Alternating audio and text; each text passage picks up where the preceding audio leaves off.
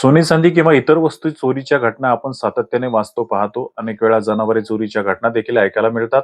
मात्र छत्रपती संभाजीनगर जिल्ह्यातील पैठण शहरात एक वेगळी चोरीची घटना समोर आली आहे. गुरांच्या चोरीच्या घटना अधूनमधून घडत असतानाच आता तब्बल 16 गाढवांची चोरी झाल्याने परिसरात मोठी खळबळ उडाली आहे. विशेष म्हणजे या संपूर्ण घटनेचे चित्रण सीसीटीव्ही कॅमेऱ्यामध्ये कैद झाले आहे. मिळालेल्या माहितीनुसार पैठण शहरातील कुंभार समाजातील काही कुटुंबीय अनेक वर्षापासून माती, वाळू आणि इतर बांधकाम साहित्याचा वाहतुकीसाठी गाढवांचा वापर करतात. मात्र मंगळवारी मध्यरात्री अज्ञात चोरट्यांनी तब्बल 16 गाढवे लंपास केली. सीसीटीव्ही फुटेजमध्ये काही अज्ञात व्यक्ती गाढवांचा कळप एका वाहनाकडे हाकत नेत असल्याचे दिसून येत आहे. मात्र वाहनाचा क्रमांक स्पष्ट दिसत नसल्याने चोरट्यांचा शोध घेण्याचे पोलिसांसमोर मोठे आव्हान उभे राहिले आहे.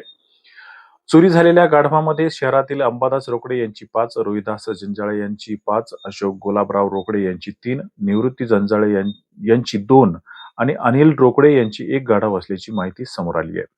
बाजारभावानुसार प्रत्येक गाढवाची किंमत सुमारे 20,000 ते 50,000 रुपये असून चोरी गेलेल्या गाढवांची एकूण किंमत लाखो रुपयांच्या घरात असल्याचे सांगितले जाते. त्यामुळे संबंधित कुटुंबावर मोठे आर्थिक संकट ओढावले आहे. या प्रकरणी गाढव मालकांनी पैठण पोलिसांकडे तक्रार दाखल केली आहे. सीसीटीव्ही फुटेजच्या आधारे चोरट्यांचा शोध सुरू आहे. आरोपींना तातडीने अटक करून चोरी गेलेले गाढवे परत मिळवून द्यावीत अशी मागणी गाढव मालकाकडून करण्यात येत आहे. या व अशा बातम्यांसाठी पाहत रहा राजगीर एक्सप्रेस लाईन. बातमी आवडल्यास लाईक करा, शेअर करा. धोंड्याच्या महिन्यात गेले 4. किती गाढव धोंड्याच्या महिन्यात चोरीला गेले? 4 गेले. आणि आता 16 गेले. हां 16 गाढव गेले. 16 गाढव ज्यावेळेस गेले तर त्यावेळेस तुम्हाला कधी कळालं का हे सापडत नव्हती इथं.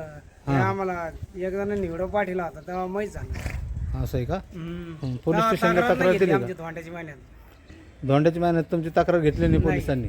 आता दिली ना त्यांना. दिली का? काय म्हणले मग पोलीस? हो म्हणले आता असं शोध आहे. लावू. बरं.